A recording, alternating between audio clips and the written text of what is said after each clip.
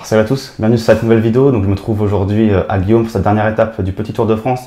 Donc on est chez toi directement Guillaume, à Bussy-Saint-Georges.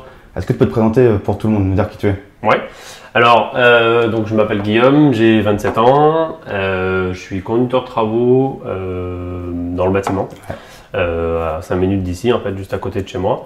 Et je fais de l'investissement immobilier à titre personnel depuis environ 3 ans. 3 ans, je me suis mis vraiment à 3 ans.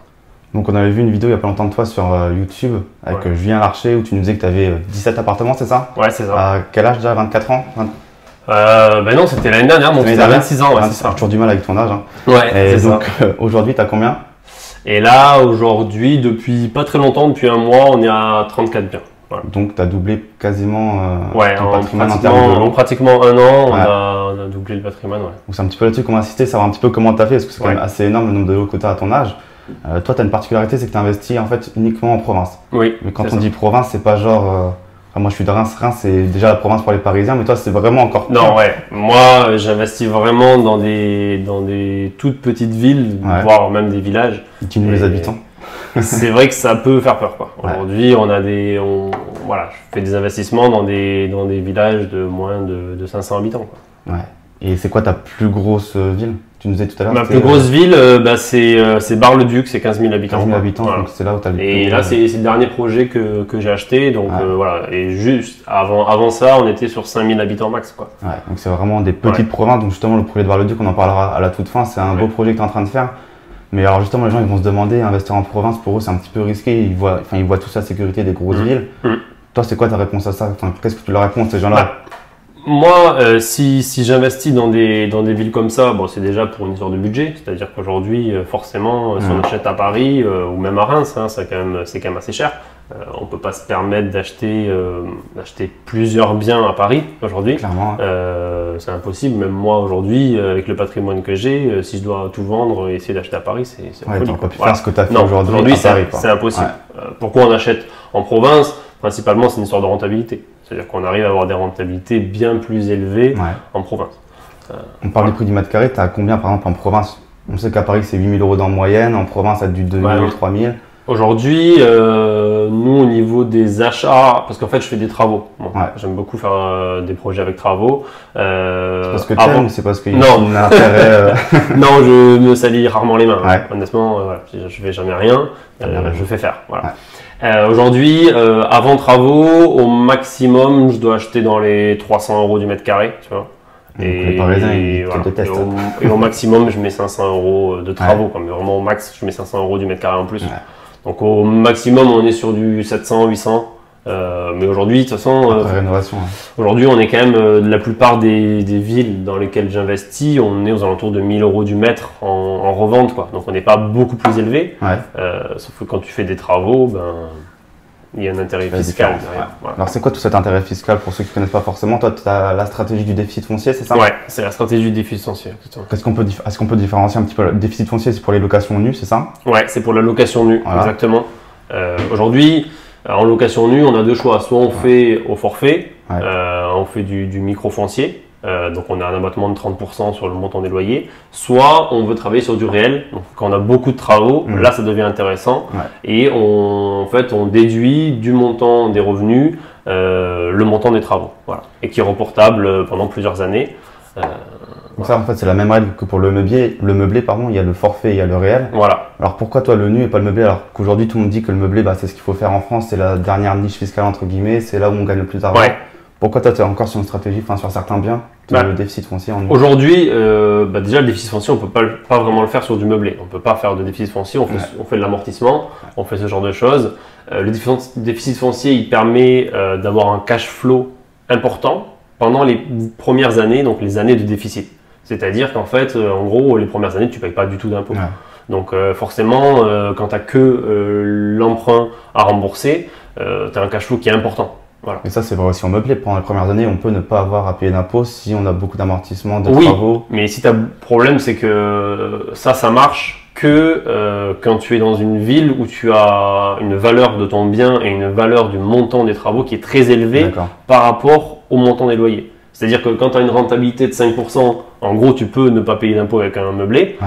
Mais quand tu as une rentabilité de 15%, ton amortissement de ton bien, il est négligeable en fait par rapport à la valeur du loyer. C'est parce qu'en fait, tu es en province que c'est intéressant pour toi de faire plutôt du déficit foncier. Voilà, exactement. Et le déficit foncier, le meublé, il ne faut pas oublier une chose, c'est qu'aujourd'hui, quand j'achète des immeubles, on a des grands, des petits appartements. On ne choisit pas forcément tout. Voilà, on peut pas faire. Voilà, l'immeuble, il existe déjà. Et les grands appartements, on ne peut pas les faire en meublé. Aujourd'hui, un T4 en meublé, c'est pas possible. Non, c'est clair. Parce que justement, dans la tête des gens, tu nous dis que tu investis en province, mais pour les gens, le meublé, c'est plutôt égal au studio, c'est plutôt égal à l'étudiant. Et en province, quand tu me dis que tu as 500 000 habitants, c'est pas forcément des étudiants. C'est pas forcément des étudiants. Après, on vise pas les mêmes catégories de gens. En effet, on va pas viser des étudiants, on va viser soit des jeunes travailleurs, des gens qui viennent juste, tu vois, qui viennent pour travailler dans la ville. Alors peut-être qu'ils vont pas rester 3 ans, en effet, peut-être qu'ils vont rester qu'1 an. Mais aujourd'hui, on arrive quand même à trouver du monde rapidement, même si on a qu'un mois de préavis. On arrive rapidement à le reloger. Il y a un public aujourd'hui. Je te dis, j'ai des investissements dans des villes de 500 habitants. J'ai cité deux. J'ai cité deux dans un village de 500 habitants et tout est loué quoi. À 100%. À 100% aujourd'hui. Et tu me dis tout à l'heure, je crois que tu n'as même pas eu de période de location vide pendant trop longtemps, ça que tu m'avais dit sur une période de... Ouais, ça fait 3 ans que j'ai le bien et en 3 ans, sur les 6 appartes, on va dire qu'on a eu 3-4 mois sur un des apparts. En gros, c'était comme ça. C'est rien quoi. C'est négligeable. C'est négligeable. Et de quoi rassurer les gens en fait vraiment là-dessus quoi. Ouais, moi c'est vrai qu'il y a beaucoup de gens qui me disent qui ont peur d'investir dans des si petites villes. Après là on est vraiment dans l'extrême. Je veux dire, j'ai des investissements dans des villes de 200 et des villes de 500 habitants. Bon, j'ai pas dit que je conseille, je dis pas que je conseille. C'est sûr que c'est plus compliqué que dans une ville de 15 000. C'est une stratégie après. C'est une stratégie. Aujourd'hui, ça nous permet d'avoir des grosses rentabilités. Voilà. Parce que si on laisse de côté la location, il y a aussi les gens qui vont te dire mais comment tu vas faire pour revendre, c'est pas du tout liquide, il n'y a pas des gens qui achètent. Bien sûr. Toi, qu'est-ce que tu leur réponds encore une fois de plus à ça? Aujourd'hui, il faut pas oublier une chose, c'est que quand on fait du déficit foncier, en fonction de ton taux marginal d'imposition, quand tu vas faire 50 000 € de travaux, tu peux récupérer pratiquement la moitié en impôts, c'est-à-dire en réduction d'impôts.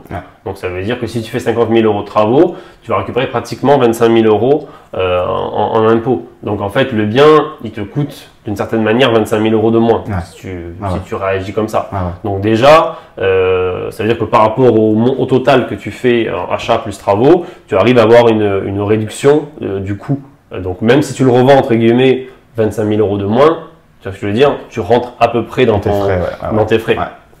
C'est vrai que c'est pas des biens liquides. C'est sûr que c'est compliqué à revendre et c'est pas le but aussi. Faut pas oublier, c'est que moi l'objectif c'est de garder ces biens-là au moins jusqu'à la fin de le remboursement du prêt et puis après on verra. Voilà. Après on verra. Aujourd'hui c'est des prêts sur 15-20 ans à peu près. Ils se remboursent évidemment tout seul sur 15-20 ans.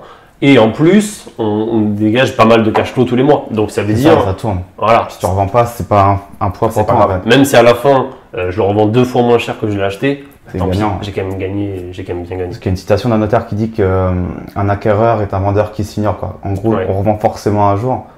Mais c'est vrai, mais ça dépend entre guillemets la plus-value qu'on a faite pendant la vie du bien en fait. Si tu as bien acheté à la base. Voilà. Si tu as bien acheté à la base. Aujourd'hui, je pense honnêtement que quand tu achètes des biens à moins de 300 € du mètre carré et qu'à la fin il te coûte 500-600 € du mètre carré, c'est difficile de faire une moins-value là-dessus. Tu vois ce que je veux dire? Si tu proposes une rentabilité à la revente, tu auras forcément un investisseur qui va arriver là qui va te dire. Aujourd'hui, vu que j'achète toujours au-delà de 15% de renta, si je revends à 15%, aujourd'hui, je connais plein de monde qui serait prêt à me le racheter.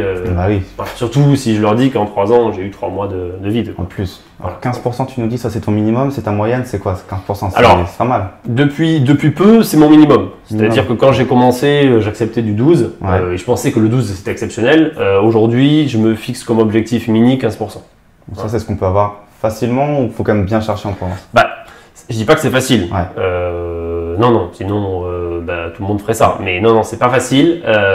Il faut toujours faire des travaux, c'est-à-dire que 15%, c'est pratiquement impossible de l'avoir sans travaux. Un tapis rouge. Voilà, non, c'est pas possible, faut pas rêver. Et puis si S'il est déjà loué, entre guillemets, à 15%, il faut chercher la couille, quoi. Parce que, pour toi, si c'est 15% est déjà loué, c'est que c'est... c'est que soit il y a des mauvais payeurs dedans, soit c'est vraiment pas rénové du tout, tu vois. C'est pas bien rénové. C'est de vendre. Ouais, mais pour quelle raison? Enfin, il faut vraiment savoir pourquoi il est pressé de vendre. Parce que ça peut être vraiment, à mon avis, risqué, quoi. Tu cherches le truc, en tout cas. Ouais, je cherche beaucoup. Là, en ce moment, c'est vrai que je cherche moins. Mais j'ai des périodes où je suis tous les jours en train de chercher sur Internet. Il faut chercher la petite perle, quoi. Voilà. Et justement, on parle de travaux, du coup. Tu m'as dit au tout début de la vidéo que toi, tu fais rien du tout. Ouais. Comment tu fais alors? Est-ce que tu fais pas mal de travaux, du coup? Ouais. Est-ce que tu passes par des artisans différents? Est-ce que tu fais toujours jouer à la concurrence? Est-ce que tu as une entreprise spécialisée? J'ai une seule entreprise avec qui je travaille. Je travaille avec elle depuis le début, donc quand j'ai vraiment commencé mes premiers achats avec travaux, donc ça doit faire 2 ans, un peu plus de 2 ans, quoi. Voilà. Et donc c'est elle qui me suit partout. Alors ça s'est fait un peu par hasard, si tu veux. C'était un agent immobilier qui me l'avait conseillé. Ça a matché maintenant. Ouais, voilà, ça s'est bien passé. Et en gros, ce qui m'a fait continuer avec lui, c'est que quand j'ai fait les travaux, il m'avait fait son devis, si tu veux. J'ai pas négocié le prix. Pourtant, ça fait partie de mon métier. Mon métier, c'est négocier les prix avec justement les entreprises, etc. Pourquoi tu l'as pas fait? Je l'ai pas fait parce que je sais comment ça se passe au niveau de mon boulot. Je sais que quand on négocie les prix, d'une certaine manière, on a des choses en moins à la fin. Et qu'on a plus facilement des plus-values pendant les travaux. Aujourd'hui, moi, quand j'ai commencé, je lui ai dit, écoute, Alex, tu as tant de budget, ok, tu m'as donné ton devis à tel montant, ok, on y va. Par contre, je veux pas de plus-value. Je veux pas entendre parler de ça, je l'avais pas prévu, ça, je l'avais pas prévu. J'ai dit, moi, on considère qu'on est dans la réno, mais il doit tout prévoir. Le devis, il est bloqué quand tu l'as signé. Le devis, il était bloqué. Je lui ai dit, tu as sûrement pris un peu de gras quand tu as fait ton truc. Peut-être, mais par contre, je veux pas entendre parler. Il n'y aura pas de moins-value, mais il n'y aura pas de plus-value. Et à la fin des travaux en fait, de cet immeuble, il m'a facturé exactement le montant du devis. Et pour moi, c'est tellement rare dans le bâtiment que. Parce que souvent les artisans rajoutent. Le problème, c'est qu'en fait, on tire tellement les prix à l'achat que forcément, il va dire ah ben non, ça je l'ai pas prévu, donc je te le fais payer en plus. Et moi, je considère que c'est un forfait, c'est du global. On travaille comme ça maintenant à chaque fois. Ça s'est toujours bien passé, il n'y a pas eu de galère. Non, on n'a pas eu de problème. Après, on travaille en partenariat. C'est-à-dire qu'aujourd'hui, s'il y a un souci, si un truc qu'il n'a pas prévu et que j'avais pas vu aussi, on en discute, ça peut faire partie d'une plus-value. Aujourd'hui, on réagit différemment. C'est-à-dire qu'aujourd'hui, on essaie de tirer les prix, enfin lui tire les prix sans forcément que moi je lui dirais pas non on descend de 5 000 €. C'est lui, il essaie de faire le meilleur prix si tu veux. Voilà, pour moi, parce qu'il sait qu'on travaille ensemble toute l'année. Et par contre, forcément quand on tire les prix, c'est un truc qu'on n'a pas vu, il me dit ça je l'avais pas vu ou je l'avais pas anticipé. Donc on en discute. Voilà, tu lui apportes des affaires et puis tu fais un truc propre. Et ça tourne et vous gagnez tous les deux de l'argent. Aujourd'hui, ça fonctionne parce qu'il sait que s'il me fait des bons prix, je vais retravailler avec lui et je vais continuer à acheter. Si aujourd'hui il me plombe sur un chantier et que ma renta elle tombe à 10, il sait que je ne pourrais pas racheter, donc du coup je vais être bloqué lui aussi et il perd un client et un client important parce que je lui ramène beaucoup d'affaires. Il a tout intérêt à t'entretenir comme il a tout intérêt à me suivre sur les dossiers. Alors justement on n'a pas parlé de quel bien tu achètes. Toi tu achètes que des immeubles quasiment, c'est ça? Ouais. Que des immeubles pratiquement. Alors dernièrement je suis en train d'essayer d'acheter des maisons, mais principalement des immeubles de rapport. Alors pourquoi des immeubles et t'achètes, quel état d'immeuble? Vraiment il est sale, tu dois tout refaire dedans ou est-ce que c'est des petits trucs de... On a un peu de tout en fait, je suis ouvert si tu veux à tout, c'est-à-dire que je vais pas chercher un truc type quoi. Je produis pas un truc type, je vais pas dire je cherche aujourd'hui un appartement avec un immeuble avec 4 appartements. Avec en moyenne 200 € par mètre carré de travaux. Non, on regarde les opportunités. Les chiffres, on peut très bien, les chiffres. Aujourd'hui, on peut très bien avoir des investissements avec tout est pourri à l'intérieur et on refait tout. Et on peut avoir un truc où il y a juste un coup de peinture, changer les cuisines et c'est tout. On est ouvert à tout. Ça dépend du prévisionnel quoi en fait. Ça dépend le prix d'achat. Les chiffres. Pourquoi les immeubles? Pourquoi pas des appartements par exemple. Bon, aujourd'hui, moi c'est la copropriété qui m'embête. C'est-à-dire qu'aujourd'hui, moi ici, tu vois, On est en copro pour ma résidence principale et tous les mois, tu as des charges importantes, 80, 100 euros par mois, et tu as des surprises, quoi. On va refaire la façade, on va refaire la toiture, on va refaire des choses comme ça. Puis les copros veulent toujours t'avancer des travaux à faire parce que voilà, exactement. font de l'argent, quoi. Voilà, c'est ça. Et en plus, on maîtrise pas les coûts, quoi. C'est difficile de maîtriser les coûts. L'artisan, la personne qui fait les travaux, même si on peut surveiller un petit peu le prix, c'est compliqué, quoi. Il faut vraiment s'en occuper et tu t'en occupes au final pour tout l'immeuble, quoi, pour tout le monde. Donc en général, il y en a un qui s'en occupe. Et mais s'il n'est pas trop du bâtiment, il se fait enfler facilement. C'est pas forcément des investisseurs non plus qui sont dans la copro. Non. Et du coup, comme moi, si tu veux, ici par exemple, j'avais dit que j'étais conducteur travaux, ils insistaient pour que je sois présent à chaque assemblée et tout, pour justement. Voilà. Un nouveau travail. Voilà, parce qu'on avait eu en fait justement ici l'histoire par rapport à la façade, et ils avaient voulu refaire la façade, et j'avais dit non, attendez, elle a 15 ans, on va pas refaire la façade, elle est en bon état, et on peut faire un coup de nettoyage et tout. Donc voilà, il y a des choses qu'on maîtrise pas en copro, qu'on maîtrise moins, et ça m'embête. C'est vraiment en fait le côté de pas être le boss en fait de tout ce qui se passe. Si j'ai envie de refaire les communs, si j'ai envie de refaire ci, refaire ça, je veux pouvoir le décider et le provisionner moi, si tu veux, en me disant, écoute, l'année prochaine on va refaire la toiture, on va démousser, etc. Donc il y a cet aspect-là que je veux garder, quoi, si tu veux. Alors souvent, quand on dit aux gens immeuble de rapport, ils se disent oui, mais s'il y a une toiture, une façade justement à refaire, ça va me coûter beaucoup d'argent. Alors c'est vrai qu'il faut le prévoir, mais est-ce que les charges qu'on paye quand on est en copropriété, elles sont vraiment beaucoup trop chères par rapport à ce qu'on pourrait épargner entre guillemets si on avait un immeuble de rapport pour prévoir ça? Aujourd'hui, si tu veux, si tu as un immeuble ou un appartement dans un immeuble, c'est à peu près pareil. C'est-à-dire que, en termes de montant, c'est à peu près pareil. Des charges fixes. Mais le problème, c'est que y a les coûts d'un syndic déjà. Et il y a le budget, si tu veux, le montant des travaux que tu négocieras pas de la même manière. Et donc ça fait beaucoup de choses. Et puis tu ne maîtrises pas quand est-ce que tu vas payer surtout. C'est ça. Tu le maîtrises moins. Aujourd'hui, quand tu achètes moi quand j'achète un immeuble de rapport et que je considère qu'il y a la toiture à refaire, soit je la refais de suite, soit je dis la refais dans 3 ans, mais je le provisionne dans mon budget, quoi, tu vois. Et je sais que je dois le faire. Donc quand vient le moment où je dois le refaire, c'est bon. Aujourd'hui, quand tu achètes dans un immeuble comme celui-ci, où tu as 20 ou 30 appartements, déjà tu connais même pas l'état de la toiture. Ça, c'est déjà des grosses copros. Tu sais même pas comment c'est, quoi. Tu vas pas visiter les combles de ce genre d'immeuble. Alors c'est pas très vieux, donc tu t'inquiètes pas. Mais voilà. Et aujourd'hui, il suffit qu'il y ait quelques copropriétaires qui décident de refaire un truc, toi tu te fais avoir. C'est ça. Et toi tu dois payer. Donc aujourd'hui, c'est vrai que c'est pas l'idéal. Il faut pas oublier une autre chose, c'est que en achetant des immeubles de rapport, tu as un phénomène d'achat de gros, quoi. Tu achètes plusieurs immeubles. Tu achètes moins cher. Plusieurs appartements, pardon. Donc tu achètes moins cher forcément au prix au mètre carré. Aujourd'hui, tu le vois bien parce que tu as des gens qui achètent par exemple, des immeubles et qui après revendent à la découpe et ils gagnent de l'argent là-dessus. Donc ça veut bien dire qu'en achetant. Il y a un intérêt, quoi. Il y a un intérêt, quoi. Alors, justement, on en parle un petit peu à la fin avec ton opération sur Bar-le-Duc. Donc on peut parler tout de suite même. Bar-le-Duc, donc c'est quoi ce projet-là? C'est dans une grosse ville, une petite ville? Alors, Bar-le-Duc, c'est une ville de 15 000 habitants. Une grosse ville pourtant. Pour moi, c'est la plus grosse ville vraiment dans laquelle j'ai jamais investi. C'est une belle affaire qu'on est en train de réaliser. C'est un bien qui fait 700 mètres carrés. Déjà sur un bel immeuble. Volume, Un très bel immeuble. En fait, on tombe en plus assez amoureux de la façade. Tu as une cour intérieure en fait qui fait une centaine de mètres carrés. T'as pas de vis-à-vis autre que l'immeuble en lui-même, si tu veux. Et on a beaucoup aimé ce truc-là, et le prix aussi, évidemment. Dis-nous tout, alors 700 mètres carrés pour 700 mètres carrés pour 75 000. Donc on est un peu plus de 100 euros du mètre carré. C'était en vente par le Secours catholique en fait. Ah ouais, c'était quoi alors? Ils en faisaient quoi dedans?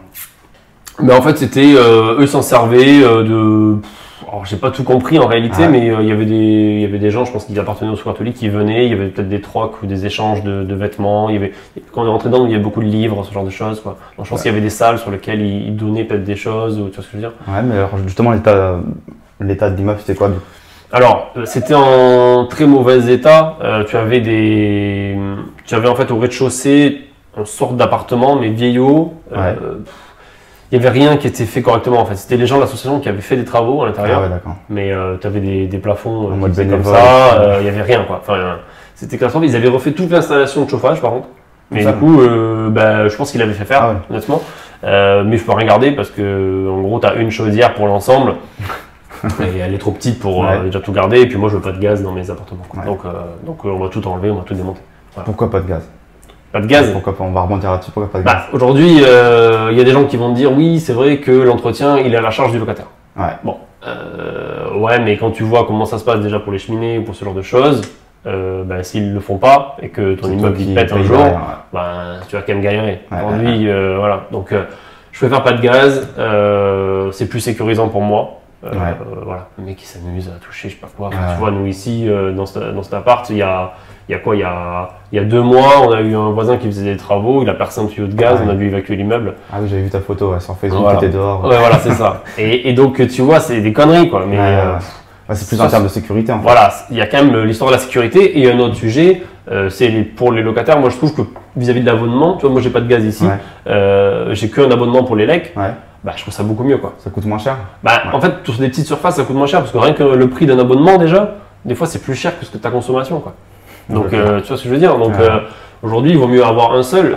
Dans un appartement, si c'est bien isolé, un appartement de 35-40 mètres carrés avec un radiateur, ça suffit. Si c'est bien isolé autour, tu vois, et que tu as ton voisin qui chauffe, pas de souci, quoi. Donc, pas de gaz, quoi. Donc, pas de gaz. Hors de question, on a à chaque fois des plaques vitrocéramiques, des trucs comme ça, quoi. Voilà. Ça fait le taf. Ouais. Donc, si on revient sur Bar-le-Duc, comment ça s'est passé est-ce que c'est une opération classique d'achat? Même si c'est le Secours catholique qui vendait, c'était quoi? Ça a été un peu compliqué. Ça a été un peu compliqué. Ça a pris beaucoup de temps. On a signé l'acte définitif il y a 1 mois à peu près. Donc il y a un mois et demi, un mois et demi, peut-être un mois et demi. Et on a signé, je crois que le compromis à la base, pour pas dire de bêtises, avril-mai, quoi. Tu vois. Donc ça a duré plus de 6 mois. Comment ça se fait? Déjà, bon, c'est vrai qu'on a pris du temps pour trouver notre financement et surtout, quand on est arrivé à la fin, qu'on avait tout ce qu'on voulait, qu'on avait l'argent et tout, d'un coup, le notaire s'est rendu compte qu'il y avait un bail amphithéotique. C'est des baux en fait qui durent 100 ans. D'accord. Tu vois. Et en fait, il y avait un bail entre le Secours catholique et le propriétaire. Sachant que le propriétaire faisait partie du Secours catholique en fait. D'accord, C'était un peu complexe. Du coup, à la fin, on s'est rendu compte que c'était comme ça. Donc, du coup, on ne pouvait pas acheter avec ce bail-là, parce que sinon, on se retrouvait avec un locataire, avec un loyer dérisoire pour un immeuble de 700 mètres carrés, donc c'était hors de question. Donc, du coup, ça a pris environ 2 mois de plus pour faire signer, en gros, une résiliation de bail Vous avez pu faire ça, sans problème? C'était quoi comme bail? Enfin, ça se résilie comme ça assez Non, en fait, c'est le notaire qui s'en est occupé directement et qui a fait signer, en fait, au responsable du Secours catholique un courrier, mais il se réunissait que tous les mois ou tous les 2 mois. Donc, il fallait vraiment qu'il parle de ça au niveau de l'Assemblée, enfin, qu'il vote ça en Assemblée. Ils n'ont pas cherché à accélérer plus que ça? Pas plus que ça, non. Mais ce qui est un peu chiant, c'est que, si tu veux, le notaire s'en est rendu compte au moment de signer, quoi. Alors que ça faisait 4 mois qu'il avait le dossier. Nous, on était prêts pour les travaux, quoi. C'est le notaire qui a déconné, là, en fait. Ouais, clairement. Clairement, c'est le notaire. Le notaire ou l'agent IMO, j'en sais rien, mais il y en a un des deux qui a déconné. Je pense le notaire, c'est à lui quand même de surveiller ça. Donc le notaire aurait dû le voir et anticiper tout ça, quoi. Voilà. Donc du coup, on a commencé en retard les travaux. En réalité, donc on commence la semaine prochaine. Parce que du coup, c'est quoi ton projet à l'intérieur? 700 mètres carrés, c'était pas forcément en plateau, un petit peu? Ouais, c'est un peu du plateau. Alors, tu avais des zones un peu découpées, mais c'était pas des appartements, quoi, si tu veux. Ça donnait quoi au niveau du cadastre? C'était quand même découpé officiellement ou c'était Alors, en fait, au niveau du cadastre, en fait, déjà, t'avais un compteur ELEC et 2 compteurs qu'on n'a jamais retrouvés. On a appelé EDF et ils savaient pas ce que c'était, quoi. Il y avait plus rien, ils étaient vraiment très vieux, quoi. Donc du coup, on fait une création de plusieurs compteurs. On crée dedans, pour 700 mètres carrés, on crée 10 appartements. Donc c'est des grands appartements que tu vas nous faire là? On a un peu de tout. On a des apparts qui font, le plus grand, je crois, il doit faire 120 mètres carrés quand même, tu vois. Et le plus petit doit faire, sans faire de bêtises, de 33-34 mètres carrés. Voilà. C'est des tout petits T2. Tout petits T2. Voilà. Moi je vous mettrai des photos, mais ça ressemble à quoi? Il y a plusieurs étages, c'est quoi? En fait, tu as 3 niveaux. Et c'est un bâtiment qui est en U, comme ça. Et tu as la cour qui est au milieu. Voilà. Donc tu as un côté qui donne côté rue. C'est une grande cour intérieure en fait. Donc c'est un truc commun en fait, c'est ça? La cour est commune à l'ensemble de l'immeuble. D'accord, ça c'est sympa ça. Et tu peux en faire un petit parking peut-être, non? T'as pas d'entrée? Non, on n'a pas d'entrée. En fait, tu as un sorte de couloir qui rentre dans cette cour, de par l'extérieur, mais non, il n'y a pas de parking avec. Et du coup, justement, ça a été un des sujets. Puisqu'on crée 10 appartements et que maintenant, tu sais, par rapport à la taxe parking, tout ça, enfin, là, c'était pas une sorte de taxe parking puisqu'il n'y a plus de taxe parking dans cette ville-là. Ça, c'est vrai, elle a vraiment disparu? Alors, ça dépend des villes, ça, il y a un délire comme ça, on sait pas trop. Je pense que ça dépend des villes. Aujourd'hui, je sais qu'il y a plusieurs villes dans lesquelles j'ai fait des investissements sur lesquels depuis le 1er janvier 2015, en gros, ça n'existe plus. D'accord. Mais je sais que d'autres endroits où ça existe encore. D'accord, donc c'est pas une règle officielle encore vraiment. Voilà, je veux pas dire de bêtises, mais il me semble que par exemple à Lyon ça existe encore. Voilà, je veux pas dire de conneries. Mais bon. Ok. Donc, et donc en réalité aujourd'hui dans ces villes-là, si tu peux pas créer de place de parking, comme c'était un permis qu'on avait déposé, ils t'acceptent pas ton permis. Là, il l'accepte pas du tout. Même non. Pas, tu payes, même pas tu loues. Non, il y a plus de. En fait, je pense que tu peux toujours louer des histoires de garage, mais t'imagines 10 appartements, il faut que je lis 10 garages dans la rue, donc pas très loin. Déjà, c'est impossible à trouver à mon avis. J'allais dire, c'est impossible à trouver clairement, et ça me coûterait une fortune. Alors même s'il y a des techniques, mais ça coûterait une fortune. Donc en fait, ce qu'on a fait. Bon, déjà, on avait mis une condition suspensive dans l'achat pour obtenir le permis. Voilà. Puis on avait testé un peu quand même l'urbanisme. Et donc on leur avait dit comment on peut faire, quoi. Parce que nous, quand même, on met pas mal d'argent dans ce projet-là pour pouvoir embellir la ville, etc. Et aujourd'hui, il ne faut pas qu'ils nous mettent du bâton dans les roues. Donc on a de la chance, en fait, c'est qu'on est juste à côté de la gare. Et du coup, en étant à côté de transports collectifs, etc., ils ont accepté qu'on ne fasse rien du tout. D'accord, juste parce qu'il y a une gare à côté, ils se disent, on oublie. Parce qu'en fait, je considère que les gens peuvent venir autrement qu'en voiture. D'accord, parce qu'en fait, la taxe parking, c'est vraiment dans l'idée de se dire une question de mobilité pour les gens, de se garer, de pouvoir circuler, c'est ça? C'est dans le sens où c'est pour désengorger un peu, parce qu'aujourd'hui, tu as des villes sur lesquelles tu n'as pas de trottoir, où tu as peu de places de parking, c'est dans les rues. Et du coup, il y a pas mal de gens sur des grandes maisons qui faisaient du découpage, en fait, tu sais, qui découpaient en 5 ou 6 appartements, et du coup, ça double, ça triple à chaque fois le nombre de voitures dans la ville, quoi, et surtout dans les rues. Donc c'était impossible pour se garer, et normalement, la place de parking, en fait, la taxe de la place de parking servait pour créer d'autres parkings ailleurs, en gros. D'accord, Et aujourd'hui, c'est plus le cas. Ils veulent que tu puisses fournir des places de parking. Je pense que c'est un peu une connerie parce que tu te bloques. Tu bloques plein de projets à cause de ça. Je dis pas qu'il faut pas trouver une solution, mais aujourd'hui tu bloques des projets, quoi. C'est marrant cette taxe parking à l'heure où ils en suppriment plein dans les grandes villes, une question d'écologie. C'est un peu contradictoire aussi. Ouais, je suis d'accord avec toi.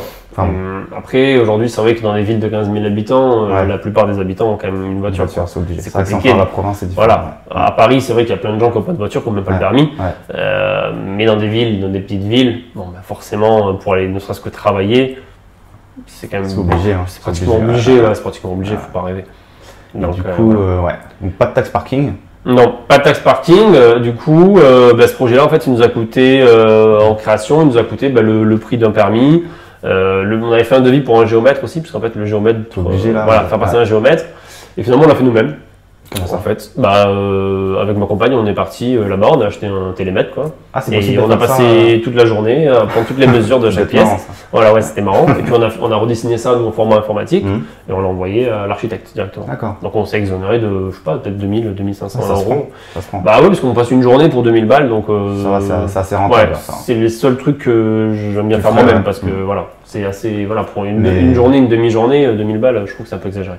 Mais est-ce que c'est quand même reconnu ça? Est-ce que tu n'as pas les compétences, tu n'as pas de diplôme? Non, c'est bon parce que du coup, en fait, moi je l'envoie à l'archi, après c'est l'archi qui redessine dessus, donc c'est lui qui s'engage en partie. Mais en fait, en réalité, sur un permis comme ça, quand tu crées des appartements, la mairie, ils n'ont pas forcément besoin de ton découpage d'appartements à l'intérieur, en fait. Ils s'en foutent, en fait. Ce qu'ils voulaient surtout, c'était les façades, parce qu'on fait des changements de façade.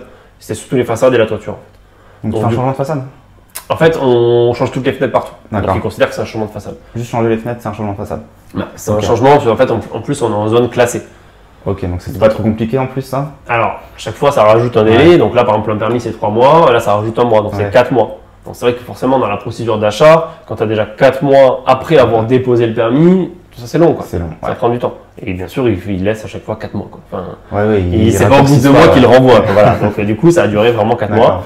Et mais ça s'est plutôt bien passé. On a eu un architecte plutôt compétent et il s'est occupé de tout. C'est lui qui a appelé l'urbanisme, savoir où ça en était et tout. Moi, j'ai vraiment je me suis occupé de rien. Tu as fait les papiers, quoi, c'est tout. Ouais, voilà. J'ai fait ces petits trucs-là, les petits papiers. Même c'est lui qui m'avait aidé à remplir. C'est lui qui a rempli les documents et tout ça. Donc ça s'est plutôt bien passé. Et là, ce projet-là, pour donner une idée, on est déjà en train on a commencé les appartements. Donc on commence les appartements lundi et on a pratiquement déjà vendu un appartement. Alors justement, c'est quoi ta stratégie? Tu vas en vendre, c'est ça, du coup? Alors, tu vas tout louer, Je veux pas tout vendre, non. Ouais. En tout cas, pas dans un futur proche. L'objectif, si tu veux, c'est d'en vendre 2 l'année prochaine. Voilà. D'en vendre 2 l'année prochaine pour pas être requalifié en tant que marchand de biens. Tu vois. Ouais, c'est ça, justement. Voilà. Les gens ils vont se dire, quand on revend comme ça, surtout quand tu achètes des immeubles pour revendre, là c'est le cas typique où tu peux aligner souvent. Ouais, mais sur 2 appartements, tu vois, j'aurais vendu les 10 appartements, là c'est sûr que j'y ai passé. C'est quand ils considèrent que tu fais vraiment un commerce de ça, quoi, tu vois. Là aujourd'hui, en gros, on va revendre des appartements pour financer d'autres travaux. Donc tu vois, l'argent, il va pas sortir de la, tu vois, je veux dire, il sort pas de l'enceinte de la société ou de l'immeuble, quoi. C'est pas comme si, en gros, après toi tu récupérais l'argent sur ton compte. Là, c'est un peu différent. En gros, il sert à financer la suite des travaux. Voilà. Okay. Mais à terme, on compte tout revendre quand même ou pas? Je sais pas. Aujourd'hui, sur les petits apparts, si tu veux, je paierais tellement une plus-value importante que. Ouais, ça vaut pas le coup. Ça vaut pas forcément le coup. Pour l'instant, je préfère le garder. Ça me fait une rentabilité. Ça fait une rente tous les mois. Oui, t'as un cash flow qui sort. Voilà, une rente importante.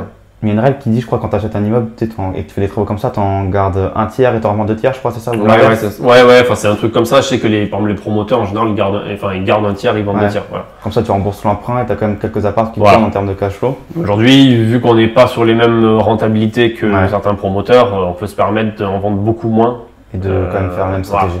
Aujourd'hui, pour donner une idée, si on en vend 4, on rembourse totalement. 4 sur 10, ouais. 4 sur 10, on rembourse totalement le prêt et les plus-values. Donc, c'est-à-dire qu'il te reste 6 apparts, donc sans emprunt, entre guillemets. Et, toi, tu as inversé la règle en fait. Ouais, voilà, j'ai inversé la règle, exactement. Tu as inversé la règle. Parce qu'on a acheté très peu cher et qu'on a pas mal négocié en termes de prix sur celui-ci.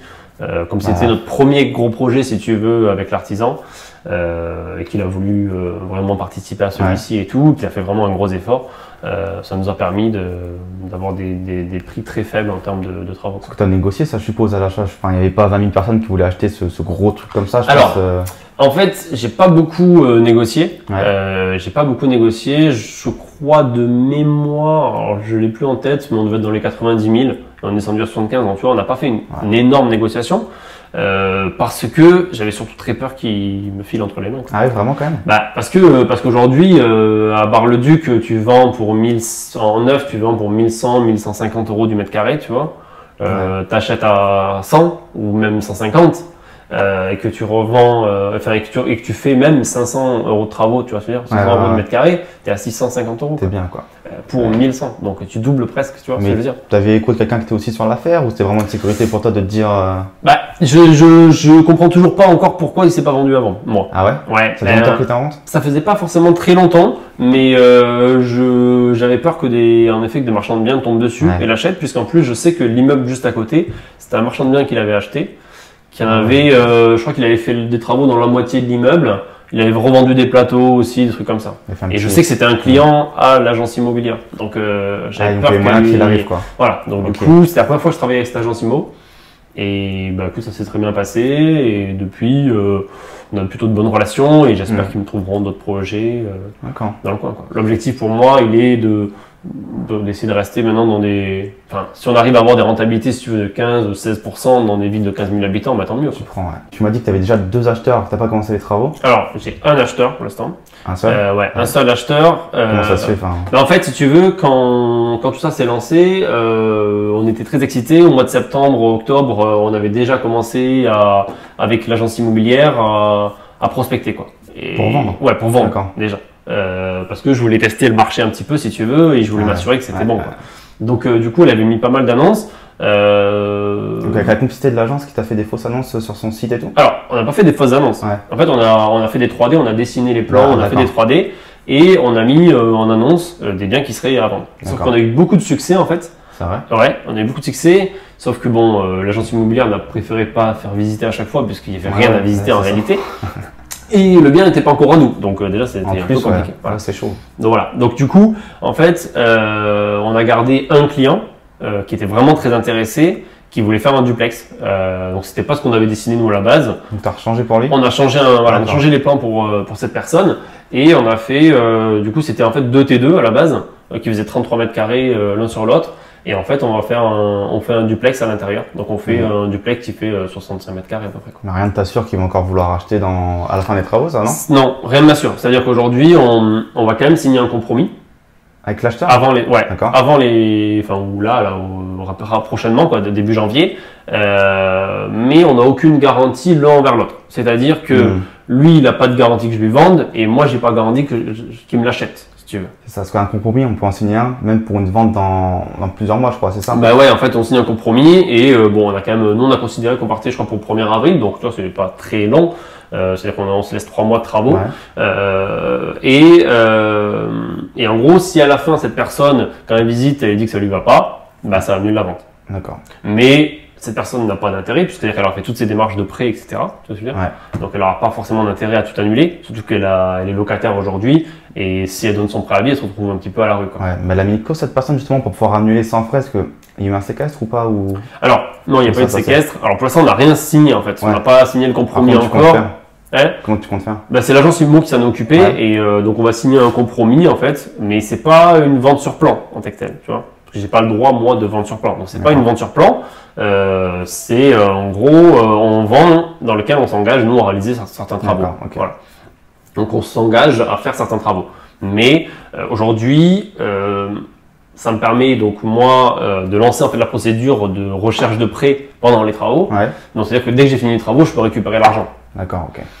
Il n'y a pas trop de risques parce que on est sur un prix, en fait, on lui vend pas très cher en réalité. C'est-à-dire qu'en fait, elle est arrivée vers nous, elle nous a dit j'ai 70 000 € de budget, qu'est-ce que je peux avoir pour ça? Ah ouais, elle voulait même pas un truc précis, vraiment. Elle voulait ces 2 apparts qu'elle avait vus, ce duplex là, et elle a dit moi je le veux pour tant, pour 70 000, voilà.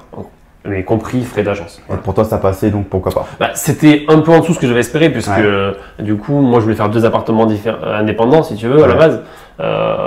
Mais ça me permettait de rentrer un peu de trésorerie dès le départ. Et bon, c'est pas négligeable quand même. Ce qui me fait pas trop peur, c'est que même si je lui vends pas, tant pis, je le vendrai plus cher que, tu vois, je le revendrai plus cher que ce que je lui vends aujourd'hui. On va pas souhaiter qu'elle l'achète pas, mais non, c'est pas un risque pour toi. C'est pas un risque parce que si elle l'achète, tant mieux, ça me fait de la trésor. Si elle l'achète pas, tant pis, je le vendrai plus cher. Voilà. Et puis ça me fera une vitrine, surtout ça sera mon premier appartement et ça sera plus simple pour vendre le second.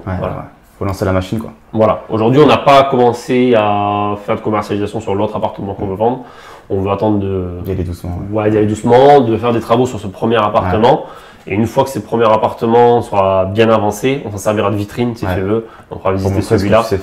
Parce qu'on est vraiment on a un bel immeuble et on fait des prestations à l'intérieur qui sont, je dis pas du haut de gamme, mais on fait des belles prestations. Plutôt sympa. Plus que la moyenne. Voilà, plus que la moyenne. Et du coup, ça nous permet d'avoir une belle vitrine. Surtout qu'on est sur, les locataires, ils veulent des WC suspendus. C'est des conneries, mais de suite, ça donne un peu plus de charme à un appartement. On a des parois, tu sais, qui coulissent, etc. pour ouvrir la chambre. C'est des conneries, tu vois, mais c'est des trucs qu'on voit pas partout. Quelque chose, tu vois pas partout. Pour donner une idée, par exemple, sur ce logement, je crois qu'il y a 14 fenêtres. Tu vois. Sur un seul? Ouais. Ah ouais. Un T2, tu vois, donc 14 fenêtres. Parce qu'en fait, donc il est sur 2 niveaux. Et il est vachement en long en fait. Donc c'est vrai qu'on l'a dessiné, c'est énorme. On l'a adapté, qu'on a adapté si tu veux. Ah oui, c'est énorme. C'est énorme. Moi déjà quand j'étais ici, que j'avais 4 fenêtres, j'étais content. Et quand dans mon studio avant, j'avais une fenêtre. Donc là 14, c'est minimum. Non mais après bon, c'est sûr que pour ranger les meubles, c'est moins pratique. Mais comme il est tout en long en fait. Après voilà, on a adapté, si tu veux, le dessin à la structure du bâtiment. On s'est adapté là-dessus. Ok, et en termes de cash flow, tu sais ce que ça te donne ou pas déjà sur cette opération-là? Cette opération-là, en gros, une fois qu'on aura vendu les 2-3 apparts, on est sur hors impôt, on est sur entre 2500 et 3000 € de cash flow, puisqu'on n'aura plus d'emprunt. Enfin, je considère qu'on aura un peu d'emprunt au début. Après, on n'en aura plus, puisqu'on aura remboursé avec les ventes. Donc, au début, on sera peut-être un peu moins que ça, mais au bout de 2 ans, en gros, on sera sur du 2500 € de cash flow, sans compter les impôts. Donc là, attention, les impôts sont quand même importants pour ce type d'opération, puisque du coup, on n'aura pas beaucoup de travaux en réalité par rapport, puisque du coup, j'ai négocié un bon prix. Donc, n'a pas beaucoup de travaux par appartement. Et, du coup, voilà, c'est le revers de la médaille, c'est-à-dire qu'aujourd'hui, on n'aura pas de déficit déjà, puisqu'aujourd'hui, on ne peut pas faire de déficit sur la création. Voilà, c'est ça, c'est la nuance en fait. Ouais, c'est la nuance, c'est-à-dire qu'aujourd'hui, si on prend un immeuble et qu'on le découpe un appartement qu'on le découpe en 4, qu'on recrée des compteurs, etc., on ne peut pas le déclarer en déficit foncier. C'est de la construction, quoi, c'est de la réaménagement, c'est ça? Ouais, en fait, dès que tu fais un changement de surface, et même un changement de nombre de pièces, normalement, tu peux pas faire de déficit foncier. Donc, vraiment que de la rénovation. Voilà, en fait. C'est que de la rénovation, de l'amélioration. Ouais, voilà. Okay. Et dès que tu fais de l'agrandissement ou du changement de destination aussi, voilà, là, ça marche plus. Donc là, on peut pas faire de déficit foncier. Ça, tu le savais dès le début, donc bon. Ouais, ça, je savais dès le début. Et de toute façon, on s'est mis en SCI, l'impôt sur les sociétés. Ouais. Donc, on n'a pas de déficit foncier dans tous les cas. Voilà. Parfait. Donc, ça tourne. Donc, ouais, ça tourne bien. Donc là, c'est un projet. Donc, on démarre la semaine prochaine. Fin des travaux prévus, je pense. Bon, allez, on va se donner l'année, quoi. En gros. À la fin de l'année. Ouais. Tout terminé à la fin de l'année. Donc, c'est-à-dire qu'à partir de l'année d'après, on va commencer. Enfin, j'espère commencer à louer à partir du mois de septembre, certains apparts. Ouais. Et tout terminé, je pense, à la fin de l'année. Après ça, tu as d'autres projets ou pas? Après ça, j'ai un petit projet en ce moment. Ouais, tu peux en parler, pas? Ouais, je peux en parler. En fait, c'est une maison. Ça change un peu. C'est une maison qui fait 120 mètres carrés au sol. Et tu as un grenier en fait qui est pas aménagé aujourd'hui. Tu as du terrain, tu as 400 mètres carrés de terrain à peu près. On n'est pas loin de là où j'achète tout le temps, là, donc dans la Marne. Ouais. Et on va le découper en deux verticalement. Et on va faire deux duplex, mais deux maisons en duplex en fait, qui vont faire 120 mètres carrés chacune. Donc c'est des grandes maisons et avec chacune un bout de terrain de 200 mètres carrés chacune à peu près. D'accord, donc ça c'est signé? Ça c'est signé, on est en recherche de financement. Donc voilà, ça suit son cours. Là, c'est vrai que comme c'était les périodes de fête, bon, ça n'a pas trop avancé. Ça traîne pour tout le monde. Ça traîne un peu pour tout le monde. Et du coup, là, on est sur une belle renta aussi. Et surtout, je cherche un peu, là, aujourd'hui, c'est vrai qu'à diversifier un peu mon patrimoine. Et on essaie de passer un peu sur des maisons quand on peut. Aujourd'hui, ça nous permet quand même d'avoir des gens qui vont rester peut-être 5 ans, quoi, ou 4 ans. Le cas de maison, c'est plutôt des familles, des trucs, des gens qui restent. Surtout, voilà, 120 mètres carrés avec du terrain. Ils s'installent, quoi. Là. Voilà, tu as une partie où tu as une petite grange, bon, voilà, il y a du rangement, ils peuvent se garer devant facilement. Ouais. Après, c'est un petit village aussi, tu vois, mais c'est à côté d'une ville un peu plus grande. Donc, un public, quoi. Ouais, il y a un public et ça, c'était bien. Et même pour l'anecdote, voilà, on devait acheter un nombreux sur ce projet à la base. Ouais. Bon, comme c'est un petit projet, finalement, du coup, on a réduit. Hein, mais pour avoir quand même de l'argent à la fin. Quoi. Voilà, pour avoir de l'argent quand même à la fin. Voilà. C'est bien investir, mais. Ouais, voilà. Philanthrope, quoi. Aujourd'hui, sur des gros projets, c'est intéressant d'acheter à plusieurs. Sur un projet comme celui-ci, je ne peux pas te le cacher. La maison, on l'a payé 35 000 €. Donc, voilà. Donc, vaut mieux réduire le nombre de personnes. Ouais, ça sert faut pas être non plus 10 dessus. Ouais. Donc c'est pour ça qu'on a un peu réduit le nombre de personnes. Et après, sur des gros projets, c'est intéressant, quoi. Ça peut être intéressant. Il fait la force, quoi, comme on dit. Ouais, voilà. Plus de force de frappe, plus gros projet, plus de plus-value, quoi. Voilà. Aujourd'hui, je pense que si on a les moyens de faire un projet tout seul, il faut parfois le faire tout seul. Ouais. Parce que. Ça après, voilà. Ouais, c'est un avis perso. Ouais, c'est un avis perso là-dessus. Ok.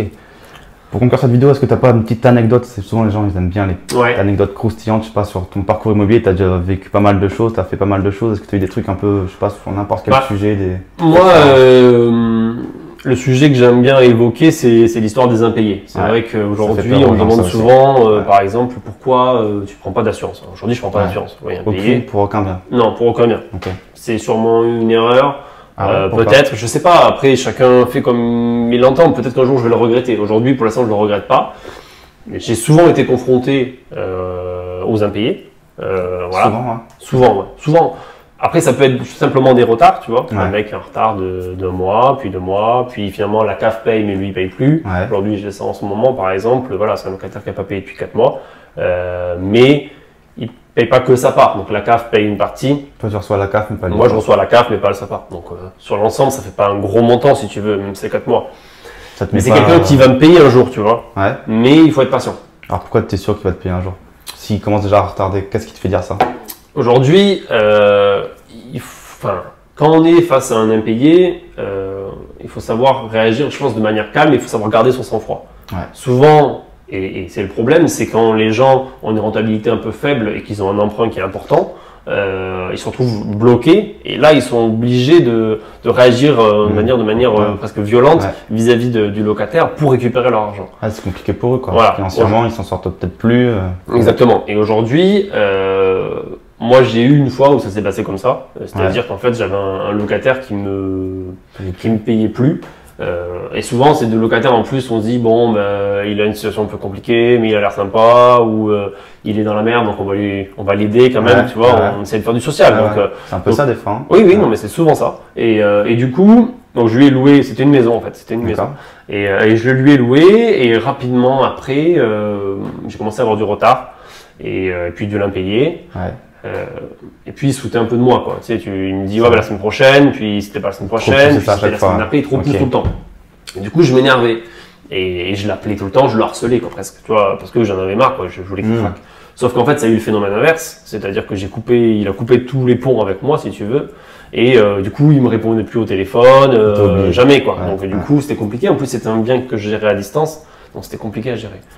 Et donc pour l'anecdote, ce locataire-là, il s'est trouvé qu'au bout de quelques mois de non-paiement de loyer, au bout de 3-4 mois, un jour j'ai eu la police qui m'a appelé. Ah ouais? Ouais, j'ai eu la police qui m'a appelé et qui m'ont dit, écoutez, monsieur Malgoyer, on a des vues sur cette personne-là, on voudrait savoir comment est fait la maison, on va faire une perquisition. Comment ensuite était le propriétaire? Moi, je pense qu'ils doivent pouvoir se renseigner à la mairie ou ce genre de choses, parce que si tu veux, ils ont quand même toutes ces informations-là. Et ils m'ont demandé s'il y avait un garage, enfin s'il y avait autre chose qu'un garage. Ils savaient déjà qu'il y avait un garage qui était en plus indépendant, si tu veux. Ils voulaient savoir s'il y avait autre chose. Et en fait, ils m'ont expliqué que la nuit, il allait chez les voisins pour les cambrioler.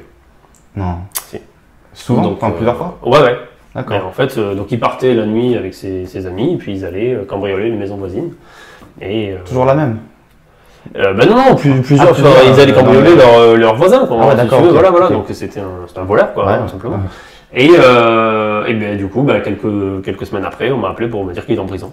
Ah ouais, direct. Et sauf que là, j'étais un peu embêté parce que je me retrouvais avec un locataire qui ne payait pas et en prison. Donc, comment tu résilies le bail avec quelqu'un qui est en prison? Ouais, c'est quoi la solution là? En fait, j'ai eu pas mal de chance. J'ai eu un peu de chance, j'ai réussi à contacter son père en fait. D'accord.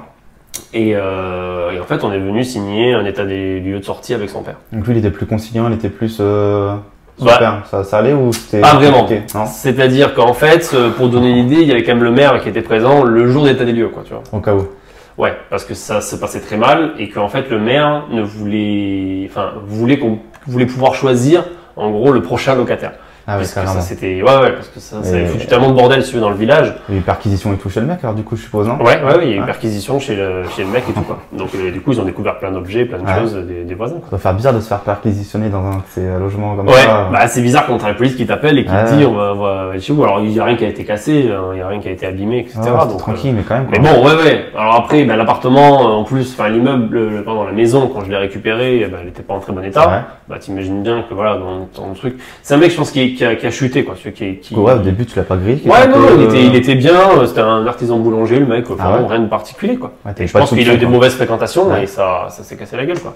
Et du coup, on fait l'état des lieux avec le père et il voulait la caution, il voulait dire, quoi. Alors que ça faisait 6 mois qu'il me payait plus, mais il voulait récupérer la caution.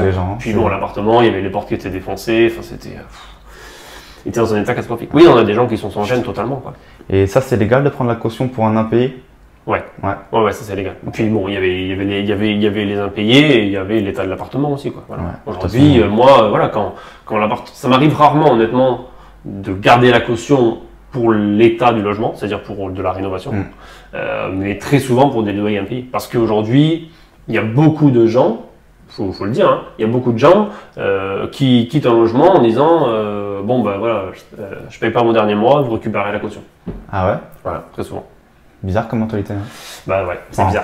Mais bon, après voilà, mais ça arrive souvent, il faut pas se leurrer, quoi. Aujourd'hui, quand on pense pouvoir des fois récupérer la caution pour payer certaines choses, il arrive assez souvent, et ça arrive même des locataires qui s'en vont, qui laissent la clé dans la boîte aux lettres, qui disent ciao. Voilà. Ah ouais? C'est arrivé plusieurs fois? Ouais, ça m'est arrivé.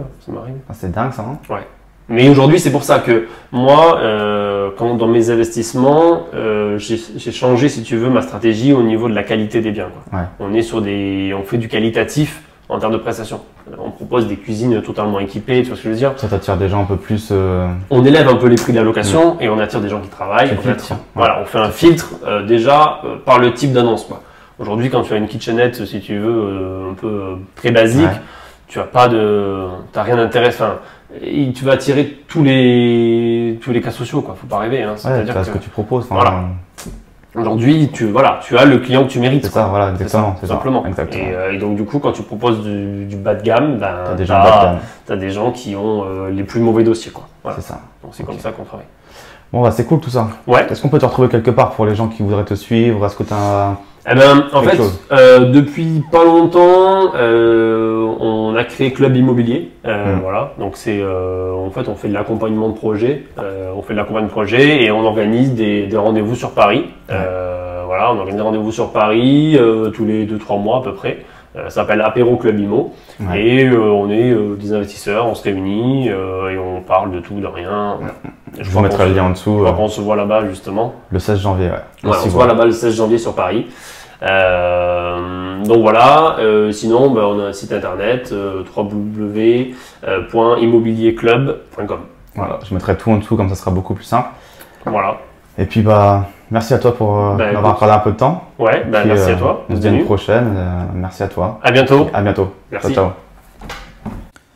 Au fait, n'hésitez pas à télécharger ci-dessous le petit livre que j'ai écrit et qui retrace comment j'ai pu acheter à 21 ans, sans salaire et en tant qu'étudiant, mon premier appartement pour le louer. Je vous dirai tout de A à Z, de la recherche du bien à la négociation, au financement, à la mise en place de locataires, gestion, travaux, etc. Il vous suffit juste pour cela de me laisser votre adresse email ci-dessous et je vous enverrai ça immédiatement. Je vous dis à très bientôt. Ciao.